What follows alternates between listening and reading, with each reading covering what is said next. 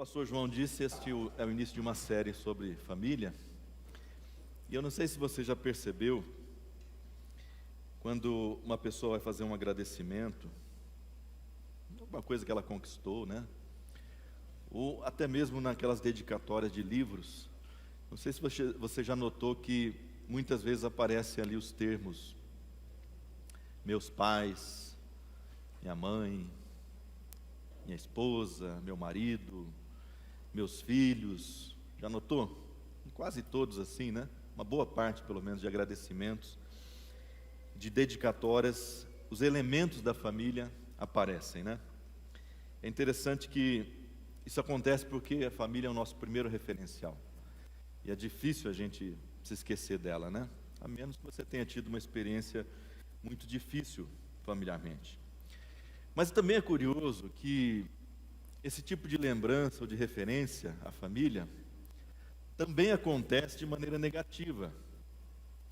Quando você olha, por exemplo, relatos, testemunhos de pessoas que fizeram muito mal à sociedade, você vai perceber também, pode avançar os slides lá, por favor, você vai perceber também que existe uma referência à família, só que num sentido negativo. Muitas vezes pessoas falando de um abandono, de um abuso sexual, de uma violência, alguma coisa nesse sentido, de agressões, de falta de amor, né? A gente pode dizer que o sucesso de pessoas que fazem mal à sociedade, psicopatas, criminosos, assassinos, o sucesso daquilo que eles fazem também pode ser atribuído à família. Sucesso aqui, em letras itálicas, entre aspas, por favor. E basicamente as queixas dessas pessoas, ou os relatos, mostram que essas pessoas foram vítimas das 5 feridas emocionais. Tradicionalmente, as 5 feridas emocionais: o abandono, ou a rejeição, ou a humilhação, ou a traição, ou a injustiça. Da mesma forma que nós temos pessoas atribuindo seu sucesso no sentido positivo à família, você também tem pessoas atribuindo no sentido negativo à família.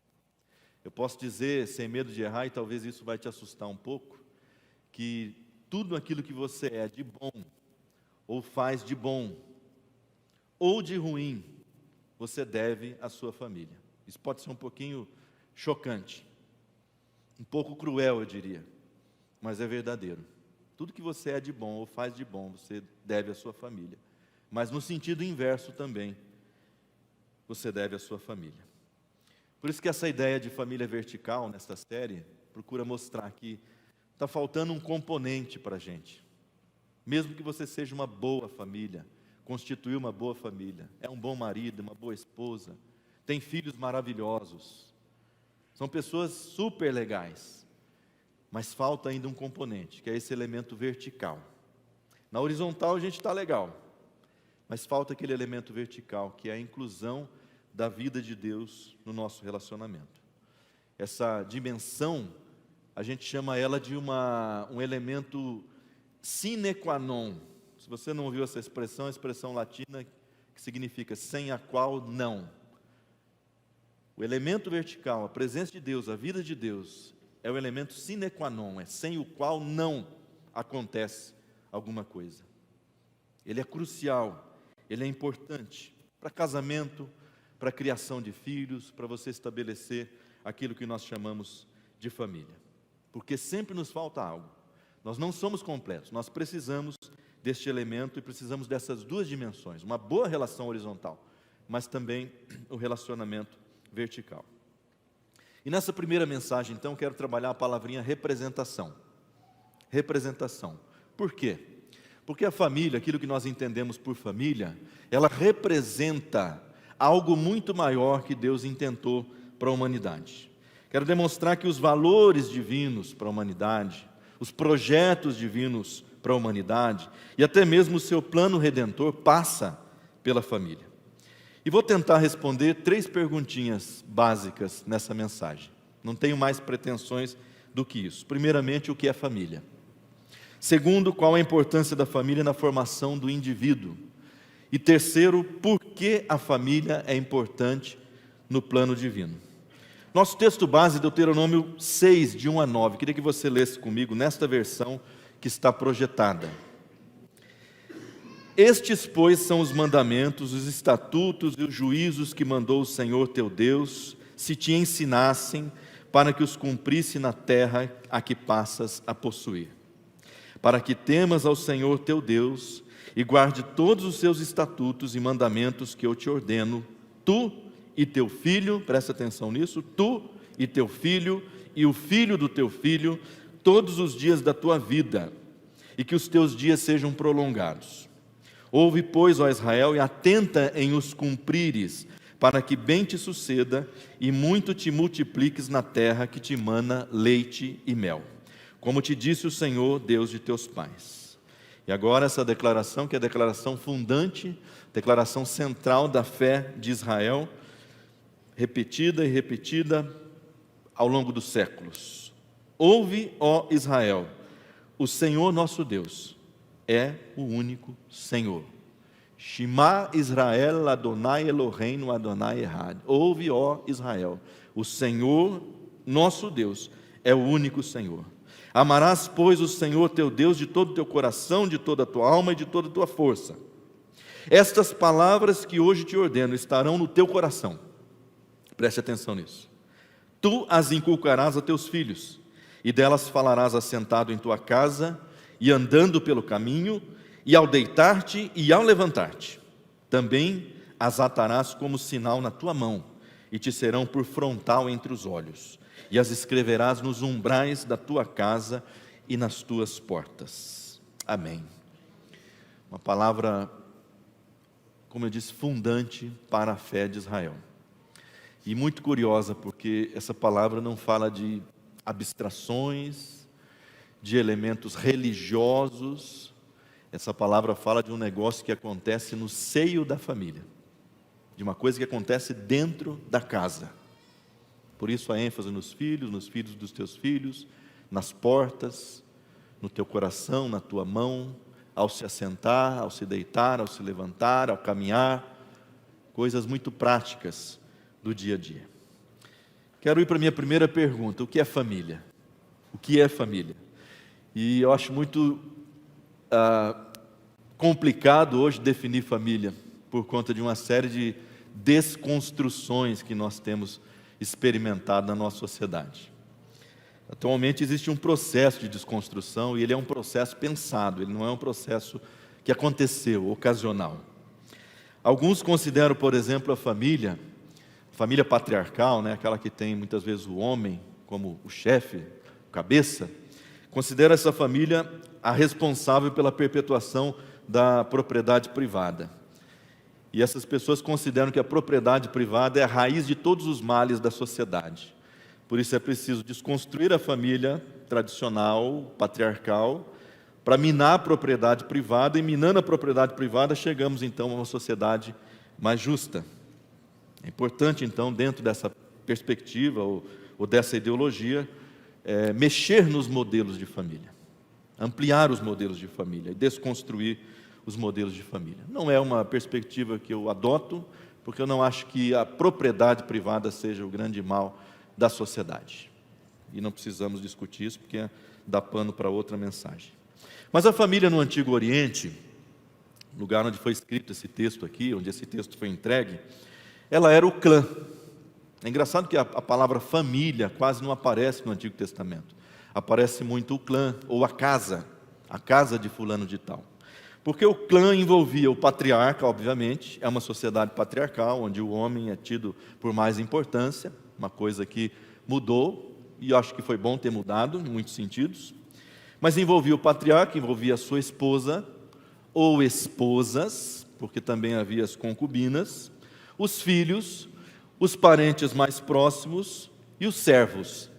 Então era uma família ampliada, vamos dizer assim, um clã ampliado. E por quê? Porque naquele contexto era importante você ter muitos filhos e muitas pessoas no seu clã, para que essas pessoas pudessem trabalhar. Veja que trabalho aqui é um elemento importante.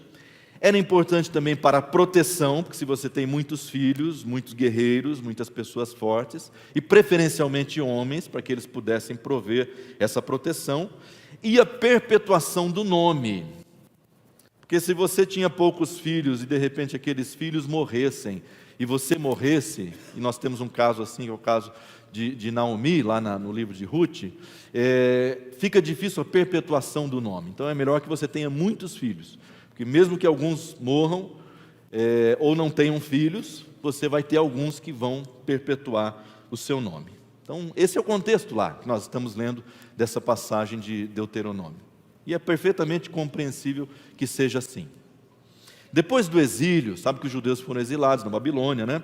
Depois do exílio, os judeus voltaram para suas terras e começaram a se urbanizar um pouco.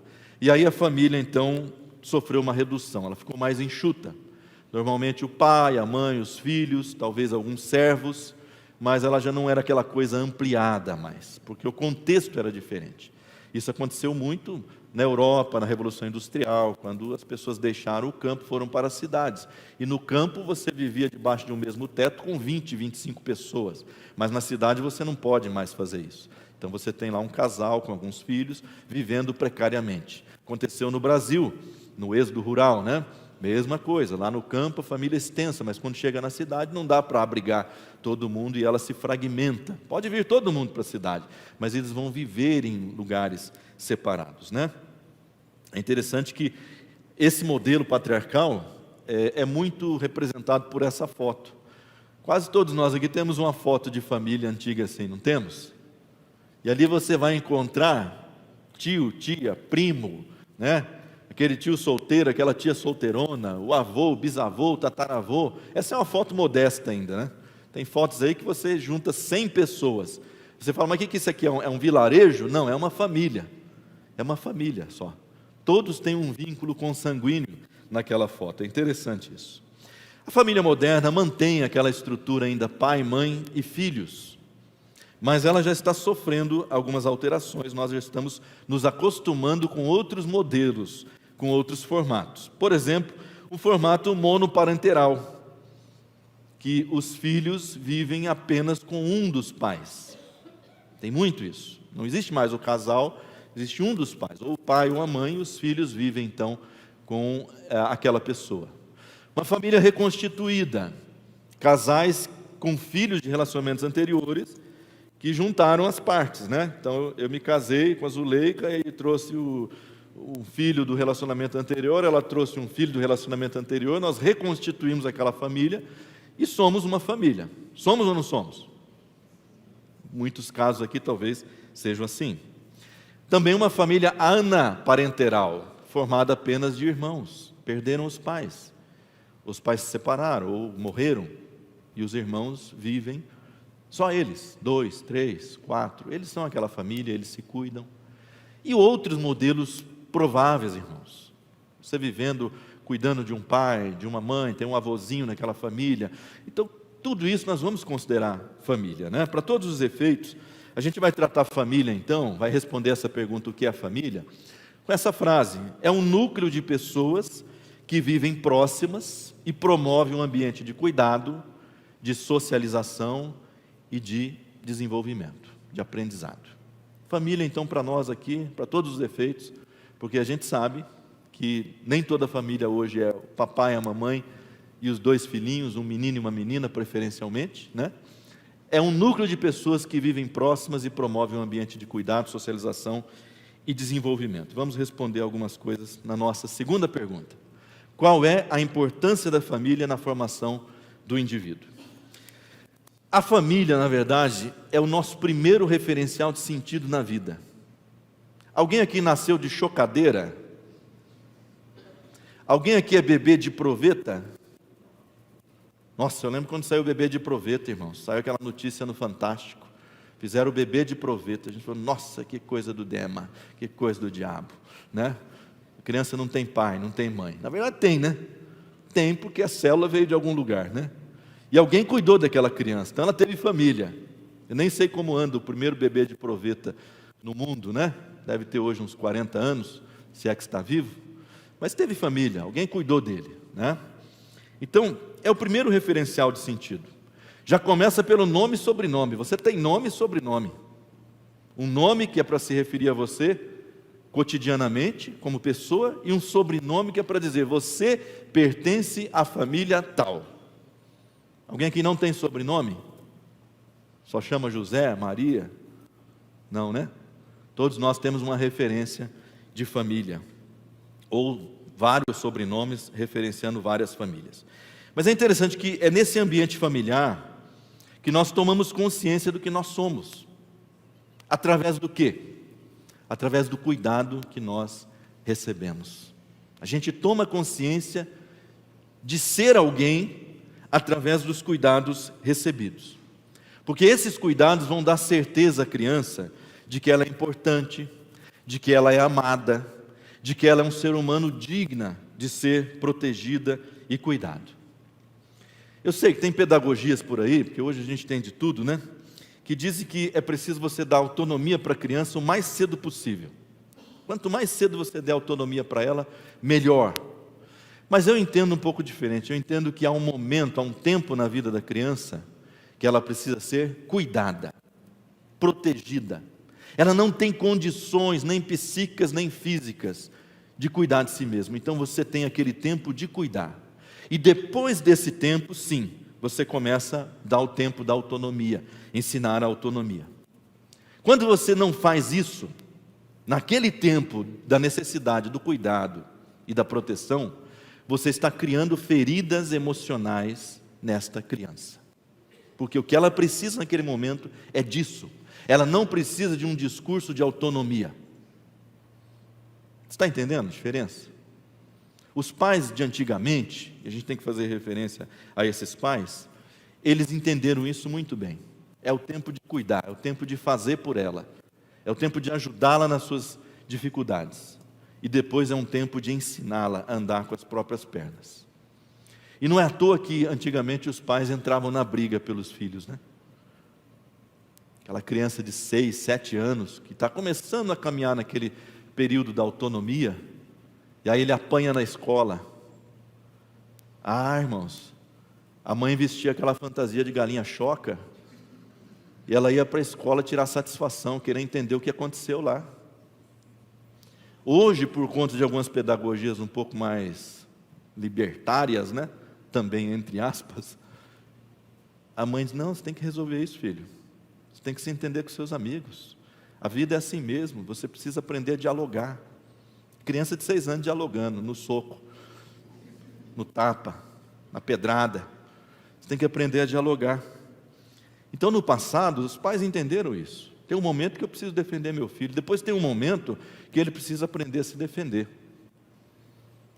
Eu vivi isso, né?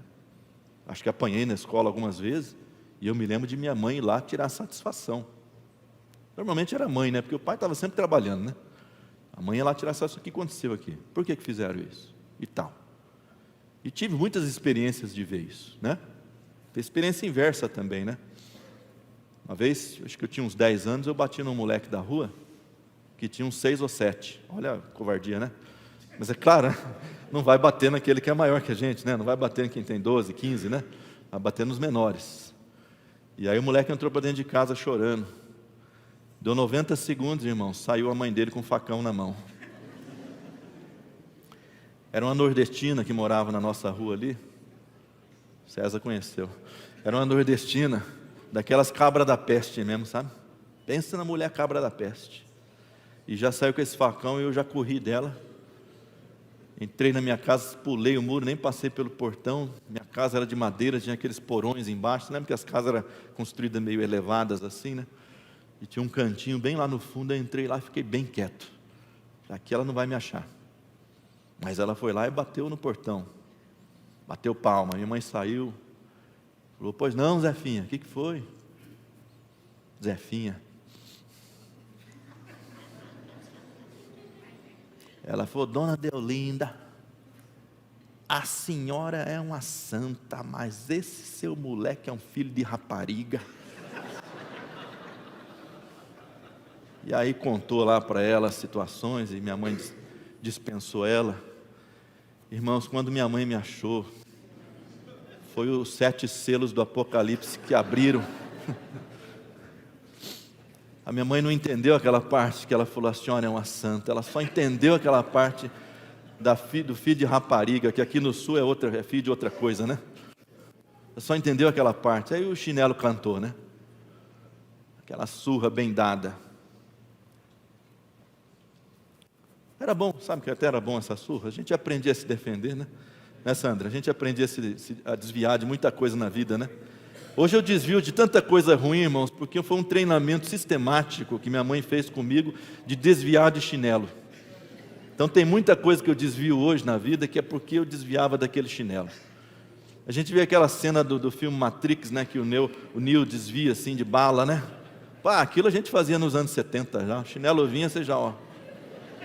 Você vê ele passando em câmera lenta, né?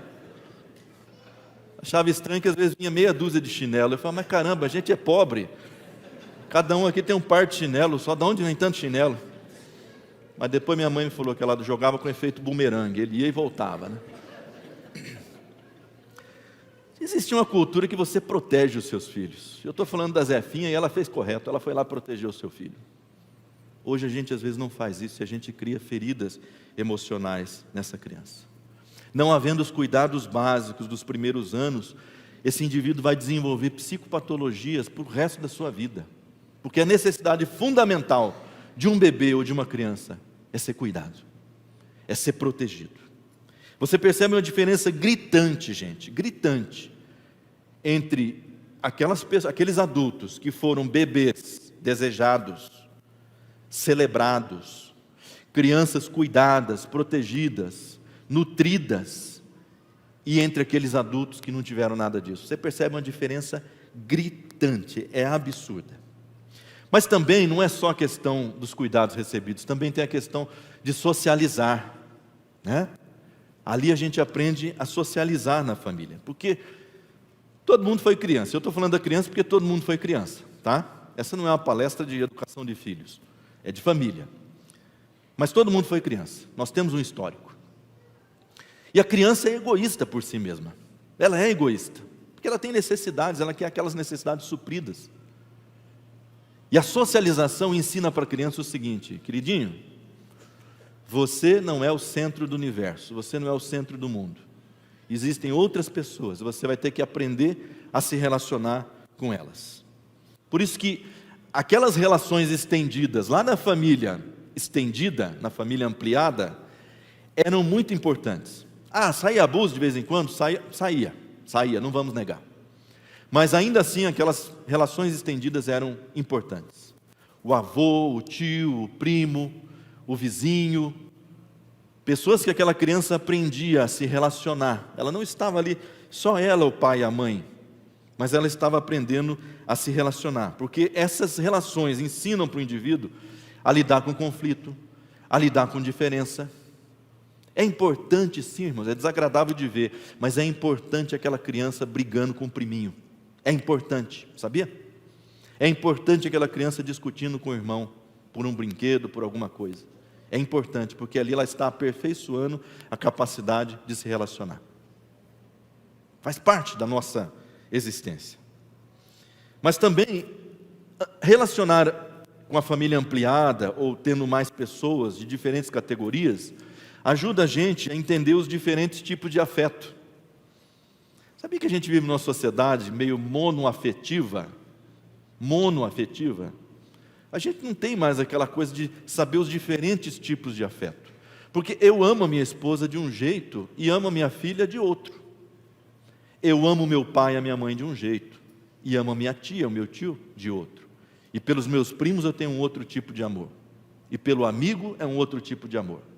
O problema é quando o cara começa a misturar tudo, aí o amigo ele ama como ama o irmão, como ama a mãe, como amaria o cônjuge. Vira um rebuliço. E lá a gente aprende os diferentes tipos de afeto. Naquela família ampliada, ou tendo mais pessoas pelo menos para eu me relacionar. E por fim, nós temos ali no ambiente familiar a formação das competências. Pode passar. O desenvolvimento de competências. As competências o quê? Básicas da vida. básicas, né? Você tem um potencial, toda criança nasce com um potencial, mas se você não proporcionar para ela o ambiente para desenvolver o potencial, ela fica naquele, né, mais ou menos ali para o resto da vida. Então ela precisa ser estimulada. Então ali nós aprendemos a fazer coisas, aprendemos a explorar o mundo, a trabalhar, a criar através da brincadeira, do lúdico, etc., né? É importante, tem uma imagem ali de uma criança lavando louça, coisa também que hoje é repugnante, né, para as pessoas, coisa repugnante. Trabalho infantil, trabalho escravo. Trabalho escravo, irmão, vou falar para você o que é outra coisa. É você privar a criança do lúdico, é você privar a criança das coisas fundamentais da vida, do estudo, né? É uma coisa assim absurda, e ainda tem muito no Brasil. Mas nós não estamos falando de trabalho escravo, nós estamos falando de uma criança que aprende as competências básicas da vida. Eu lavei muita louça, lavei muito banheiro, limpei muita casa, encerei muita casa, aquela maldita cera saci, aquela maldita cera canário, né? Que vá tudo para o inferno, essas coisas, com escovão, né? Mas contribuiu para a minha vida, contribuiu para o meu caráter. Graças a Deus pelo porcelanato que inventaram, né? Graças a Deus. Eu falava, né? Agora eu mudei a minha fala. Eu falava que o indivíduo, quando não aprende a pegar gosto pelo trabalho, no primeiro terço da vida, vai passar os outros 2 terços encostado em alguém. Lembra disso, Wilson? Falava isso aqui, né? Antigamente. Agora eu mudei, agora é o primeiro quarto da vida, porque a coisa está ficando mais difícil. Está ficando mais difícil ensinar as pessoas a pegarem gosto pelo trabalho, por desenvolver as coisas, por fazer as coisas. Então isso é muito importante para você que tem criança aí. Se essa criança não aprender, pelo menos arrumar o seu quartinho lá, arrumar suas coisas, arrumar seus brinquedos, você se prepara que você vai carregar essa criança nas costas pelo resto da sua vida, tá? Ela vai encostar no cônjuge, nos pais, no governo, ela vai encostar em todo lugar que ela puder encostar, mas não vai ter autonomia. E também no ambiente familiar, ainda pensando no desenvolvimento, é onde a gente dá os primeiros passos nos princípios espirituais, nos princípios éticos. É ali que a gente aprende essas coisas. Deixa eu falar uma heresia para você, não é na igreja que você aprende essas coisas. Você aprende no seu lar, os princípios éticos e espirituais, porque lá é lançada a base de todo o nosso desenvolvimento posterior. Agora você imagina uma pessoa que não teve nada disso. Você imagina um sujeito, um indivíduo, que não desfrutou desse ambiente onde tinha cuidado, onde tinha desenvolvimento, onde tinha socialização. Que tipo de indivíduo ele é na sociedade? Essa pessoa vai precisar lidar com toda sorte de dificuldade, de descompensação, de carência, de deficiências de natureza espiritual, profissional e emocional. E a gente está cercado de pessoas assim. Porque a nossa sociedade ela vem minando a família, não é de 10 anos para cá, mas na verdade é de 70 anos para cá. É de 70 anos, já pegou 3 gerações praticamente, que nós estamos vendo a família sendo minada, cada vez mais fragmentada. E nós estamos recebendo essa leva, como ondas que vão crescendo, como tsunamis de pessoas lidando com toda sorte de problema nessas áreas, profissional, emocional, relacional, espiritual e por aí fora. Por isso que um ambiente familiar, um bom ambiente familiar, ele é requisito fundamental para a formação humana, e nós não podemos abrir mão disso. Eu não conheço, não inventaram, não me apresentaram, não tenho notícia de que exista um outro ambiente ainda que proporcione toda essa formação qualificada para o indivíduo. Não conheço. Nós estamos abrindo mão da família, deixando a família ruir, deixando ela ser desconstruída, mas nós não temos nenhum modelo alternativo que promova tudo isso na vida do indivíduo. Porque se pelo menos nos desse um modelo alternativo, dissesse, isso aqui funciona, isso aqui vai fazer o que a família não fez, eu diria, vamos tentar. Mas não me deram, não tenho notícia de que exista. Não testaram, não existe. Não existe. Terceira pergunta, por que a família é importante para o plano redentivo divino? Se a gente ficasse só nos benefícios naturais da família funcional, da família organizada, a gente já teria uma grande coisa, irmão, já seria assim um benefício enorme, porque você teria indivíduos na sociedade mais equilibrados emocionalmente, proativos, gente que coopera, bom cidadão. Nós já teríamos isso. Olha que coisa maravilhosa. Mas os benefícios não param no âmbito horizontal. Existe um aspecto vertical aqui na família, existe um propósito maior, existe algo pensado antes mesmo da família, para que ela pudesse proporcionar a esse mundo. Ela não foi estabelecida como um capricho divino. Deus falou assim: eu acho legal que essas pessoas, esses seres humanos, vivam assim, em casais, com filhos, ou mais estendido, menos estendido. Eu acho legal, ficaria legal isso aí, né? Não é um capricho divino, não. Só que, na verdade, tem uma questão funcional por trás, visando um bem maior. Na verdade, assim, do ponto de vista da vinda do reino de Deus, do estabelecimento do reino de Deus, a família desempenha um papel crucial, porque ela é ambiente de formação e treinamento por excelência. Guarda essas duas palavrinhas: formação e treinamento. Ela é um ambiente de formação e treinamento por excelência. No Antigo Testamento, nós lemos um texto do Antigo Testamento. Havia uma consciência de que as boas relações familiares eram um assunto espiritual. Era um assunto relacionado com o núcleo da fé dos judeus. Família não era um adendo, um anexo, um bibelô, não. A família está relacionada intimamente com o núcleo da fé, com as questões da fé. Veja que nos serviços públicos religiosos, aqueles que aconteciam no tabernáculo, no templo ou nas festas religiosas, não existia uma única categoria de gente que participava. Todos eram convocados, desde o bebê de colo, a criança, o jovem, o adolescente, o adulto, o casado, o ancião, todos eram convocados para que participassem dos serviços públicos. Isso nos ensina muita coisa. Isso nos ensina que havia uma preocupação de que em todas as gerações a fé fosse incutida. Também, se você olhar os lares do antigo Israel, da antiga estrutura religiosa de Israel, os lares eram pequenas congregações. O clã era uma pequena congregação onde o ensino, a adoração, a celebração eram constantes. Elas aconteciam com regularidade. Nós vimos isso no texto que nós lemos, né? Porque ele diz assim: você vai falar para o seu filho, para o filho do seu filho, ao se deitar, ao se levantar, ao caminhar, vai pôr isso na mão dele, na testa, na porta. Essas coisas têm que ser incutidas o tempo todo. Na verdade, aquele homem da casa ali, aquele patriarca, ele era considerado um sacerdote daquele lar, como se ali fosse uma pequena congregação, um pequeno templo, e aquele indivíduo é o sacerdote daquele lar. Tamanha é a importância que se dá para a constituição familiar no contexto religioso. Enfim, toda a vida religiosa de Israel, se você olhar desde quando Moisés estabeleceu, né, a vida religiosa de Israel para frente, toda a vida religiosa de Israel orbita, transita no seio da família. É no seio, não é no templo, não é no tabernáculo, é no seio da família. Depois ela se estende para o templo e o tabernáculo, como resultado natural. Mas ela está acontecendo ali, dentro daquelas 4 paredes.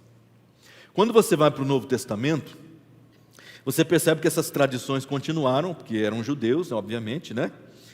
Mas a prova disso, a prova de que existia uma valorização da família, uma valorização da casa, do oikos, da casa, é que a igreja se articulou, pelo menos por uns 100 anos, ela se articulou no ambiente familiar. A igreja, aquilo que Jesus disse, que as portas do inferno não prevaleceriam contra ela, ela se articulou no ambiente familiar, nas casas. As casas se tornaram templos, as casas se tornaram congregações. Um dado muito interessante levantado pelos historiadores é que uma coisa que acontecia dentro das casas, em volta de uma mesa, entre pessoas da família ou irmãos da mesma fé, essa coisa chamada ceia do Senhor, desarticulou o Império Romano. Quebrou as barreiras sociais, étnicas, raciais, em volta de uma mesa, irmãos, dividindo um pão e dividindo um cálice, os cristãos desarticularam o paganismo romano. Aconteceu onde? Lá no templo de Jerusalém? Não. Aconteceu dentro da casa, onde casas inteiras se convertiam ao Senhor, e ali se tornava um núcleo de transformação da sociedade, da vizinhança, da cidade e de tudo que estava ao seu redor, se expandindo como rastro de pólvora, se expandindo para todos os lugares, porque não dependia de uma instituição, não dependia de um lugar específico, de uma construção específica, mas dependia daquilo que já estava ali, uma casa, uma família, pessoas que se tornaram cristãs. E não é à toa que o apóstolo Paulo ele usa muito a expressão família da fé para se referir à igreja. Família da fé. Ele pega esse termo família de empréstimo dizendo, é o que nós somos na verdade. Nós somos família da fé. Esta é uma grande família estendida. Tem alguns aqui que são parentes, são irmãos, são casados, são filhos, pais, mas essa é uma grande família estendida por causa do nosso vínculo espiritual. Nós somos aquele grande clã agora, né? Um clã de Jesus. E a tradição bíblica, tanto do Antigo quanto do Novo, ela tem razão de tratar dessa forma a família. Por quê? Porque, irmãos, formação e treinamento demandam consistência, demandam tempo, demandam transparência. O pastor aqui ensina você 40 minutos por semana. Preste atenção nisso. O pastor aqui, o líder espiritual, está te ensinando 40 minutos por semana. No ambiente familiar você está aprendendo 24 horas por dia, 7 dias por semana. Ele tem um potencial muito mais vasto de incutir em você as verdades, de ajudar você a se desenvolver, a aprender, a lidar com as demandas da vida. O sujeito aqui na igreja, ele é bem comportado, é uma graça a pessoa. Mas lá na casa é que você conhece ele, lá na casa é que ele mostra a verdadeira face, e é lá na casa que ele vai precisar ser tratado, que ele vai precisar ser cuidado, que ele vai ter que aprender com a ajuda de Deus, com a graça de Deus, a desenvolver as suas capacidades comunicativas, relacionais, emocionais e por aí fora. O aprendizado, irmãos, especialmente nas questões éticas, nas questões morais, é um aprendizado muito duro. Por quê? Porque as questões éticas e morais vão contra os nossos interesses particulares. Você como ser humano egoísta por natureza, eu como ser humano egoísta por natureza, nós não gostamos das questões éticas e morais. Nós rejeitamos, repelimos. E por isso eu sei, não adianta eu tentar ensinar para você aqui uma questão ética e moral, porque você não quer. E em 40 minutos nós não fazemos isso. Mas lá na casa, no lar, isso é feito. Lá a criança aprende com muitas dores, com muita dificuldade. O marido aprende com muita dificuldade, a esposa com muita dificuldade, a dizer não para si mesmo, para poder abraçar um conceito, um princípio ético, moral, que tenha mais relação com a vontade de Deus do que com a própria vontade. Por isso, quando a gente pensa no papel da família para o reino, há uma centena de benefícios, só que assim, tem que passar por lá. A boa igreja, a boa sociedade, passa pela boa família, não tem jeito. Não tem jeito de a gente falar em sociedade justa, em sociedade solidária, numa igreja maravilhosa, de gente comprometida. Tem que passar pela boa família, pela família justa, pela família solidária, pela família comprometida. Não tem jeito, irmãos. Quando eu falo boa no sentido funcional, porque família perfeita não existe, você sabe disso, né? Só existe na propaganda da margarina. Não existe. mas uma boa família, funcional, onde cada um entende o seu papel, sua função, desempenham, tem disciplina, tem cuidado, tem amor, tem interesse próprio, interesse pelos outros e por aí vai. Porque, veja bem, naquele núcleo chamado casa, chamado família, você vai aprender sociabilidade e utilidade. Essas coisas são importantes para o reino de Deus, irmãos? São, né? Outro dia uma pessoa pelo chat lá de uma rede social, que não concorda com uma coisa que eu fiz em nome do conselho de pastores, ou que o conselho fez, né, na verdade, que eu faço parte lá da diretoria, ela me tratou com desrespeito. E eu fiquei pensando, será que esse crente, pastor, aprendeu respeito dentro de casa? E eu precisei dizer, irmão, depois que o irmão aprender a tratar os outros, os irmãos, os semelhantes, com respeito, nós vamos conversar à vontade. Enquanto isso, nós não vamos conversar. Sociabilidade, irmãos, é uma coisa importantíssima no reino de Deus. Aprender a falar, aprender a se relacionar, a respeitar. Utilidade, porque afinal nós estamos a serviço, nós estamos em missão. E se nós não aprendemos a ter utilidade, se nós não aprendemos a fazer, a desenvolver, a trabalhar, você vai ser um crente miguezento, que fica dizendo que faz, mas não faz. Ou que faz de conta que faz, que é um pouco pior, né? Faz de conta que faz. Lá naquele núcleo nós temos o nosso caráter moldado. Isso para o reino de Deus é importante, irmãos? Fundamental. Fundamental. Mas é um caráter moldado de acordo com a verdade, né? Com a verdade, com os princípios divinos. Lá naquele núcleo, os pais crescem criando os filhos. Quanto eu cresci espiritualmente, emocionalmente, como pessoa, criando a minha filha. Obrigado, Alana, por tudo isso que você me proporcionou. Estou fazendo isso porque ela falou assim, pai, você vai pregar sobre família, tem que me dar o crédito lá. Então estou dando. A gente cresce.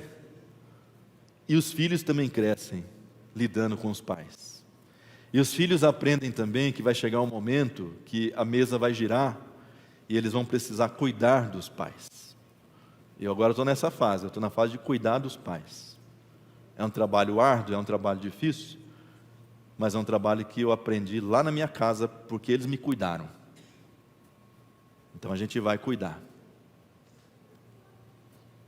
Na família a gente consolida a nossa personalidade. A gente sabe quem é. A gente tem uma identidade definida. A gente não está por aí, quem será que eu sou? Né? Outra pessoa com 25 anos de idade fala, quem sou eu? Onde estou? Fala, meu irmão, já passou o tempo de responder essa pergunta. Passou pelo menos uns 15, 20 anos já. Você tem que voltar lá, ó. Tem que voltar lá, saber quem você é. Né? Mas a gente precisa de gente que saiba quem é no reino de Deus. Não pode ter crente aí escamoteando a sua própria identidade, não. Tem que saber quem você é. Tem que ter equilíbrio emocional, isso é dado lá, no núcleo familiar. Da gente saber lidar com as questões da vida, porque a vida bate, irmãos. A vida bate, a vida não tem dó não, sabia disso?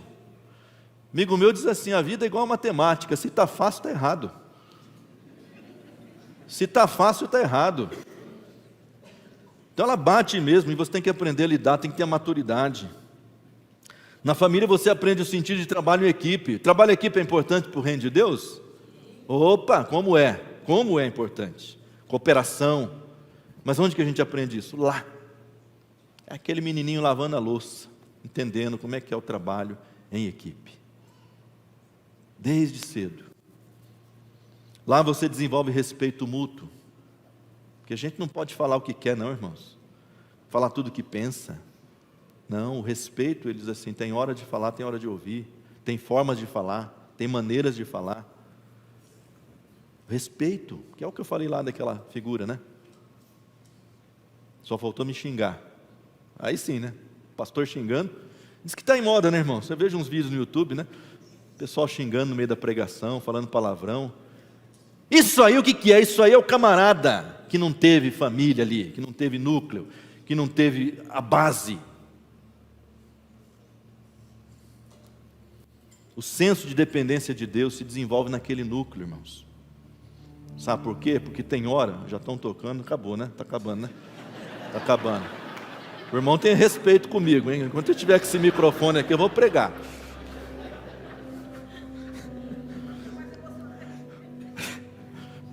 Fica mais legal assim, né? A dependência de Deus a gente desenvolve lá. Sabe por quê, irmãos? A gente passa tanto perrengue juntos. E ali os filhos vão vendo, o cônjuge vai vendo, como é que Deus vai operando, como é que Deus vai suprindo, como é que Deus vai ajudando a gente. E vai desenvolvendo aquele senso de que a gente precisa de Deus mesmo. Não tem jeito. Todas essas coisas, irmãos, são valores essenciais do reino. Elementos que não pode faltar à vida cristã. Por isso que o texto de Deuteronômio, ele enfatiza tanto o papel da casa, da família. Uma pessoa que não teve esse privilégio, porque de repente estou falando para quem não teve esse privilégio.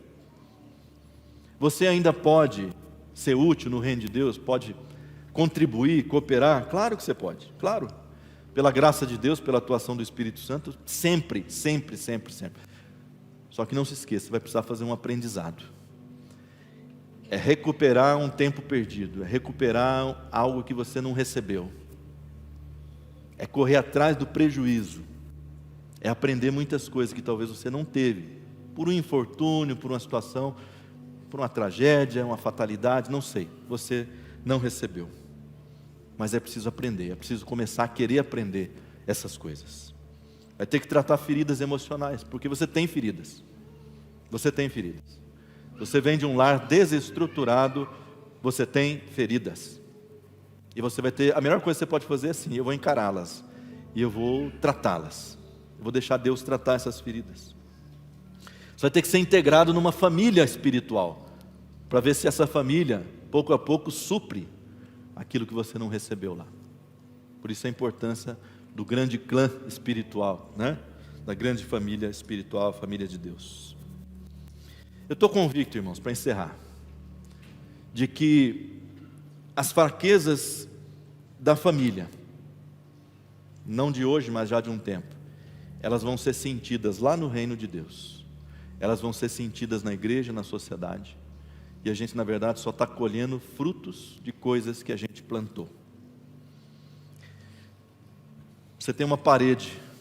Se esses tijolos são fracos, essa parede está comprometida. Esses tijolos precisam ser sólidos e eles precisam ter uma argamassa sólida para que essa parede dure. Nós derrubamos a capela aqui há pouco tempo. Foi difícil derrubar essa capela. Não foi tão difícil porque tinha uma máquina enorme fazendo o trabalho. Mas os tijolos eram sólidos. Fizeram uma boa amarração. Usaram uma massa até razoável. Não era tão boa como a de hoje. Naquela época era muito saibro, né, Geraldo? Mas fizeram um trabalho razoável. Na mão seria muito difícil derrubar. Precisaria da máquina mesmo. Mas quando os tijolos são fracos, quando as famílias são fracas, quando não há essa argamassa, quando elas vivem isoladas no seu mundinho, uma aqui, outra ali, outra colar, e você sabe como é que é isso, porque a gente mora em prédio e você não sabe quem é o seu vizinho, muitas vezes, você não sabe quem é a pessoa da porta de frente. A nossa sociedade vai sentir, a nossa igreja vai sentir. Por isso urge a família a repensar os seus caminhos e buscar ajuda. Sobretudo, é preciso uma conversão da família a Deus, a fim de que a gente seja beneficiado por um relacionamento vertical, um relacionamento que vai equalizar a nossa família, equilibrar a nossa família, transformar a nossa família pela ação do Espírito Santo. Vamos orar? Senhor, nós estamos diante de um grande dilema, Pai, para o nosso mundo, para a nossa igreja. Esse dilema é devolver à família a sua dignidade, Senhor. Tornar a família um ambiente de formação, de transformação, de treinamento, de aprendizado, dentro dos moldes da Tua Palavra. Senhor, é uma missão muito grande, Pai. É uma missão que nós não conseguimos desenvolver sozinhos. Nós precisamos do Senhor, Pai. Nós precisamos do Teu Espírito Santo reavivando a nossa casa, reavivando o nosso lar, construindo o nosso lar, sarando o nosso lar, ó Pai. Nós precisamos de Ti, Senhor. Nós não sabemos o que será deste mundo, desta humanidade, Senhor, se esta célula fundamental, se esse núcleo fundamental se esfacelar completamente, Senhor. Nós não sabemos. Por isso nós clamamos misericórdia do Senhor e a visitação do Senhor, no nome do Senhor Jesus. Amém. Deus abençoe a sua casa, irmão.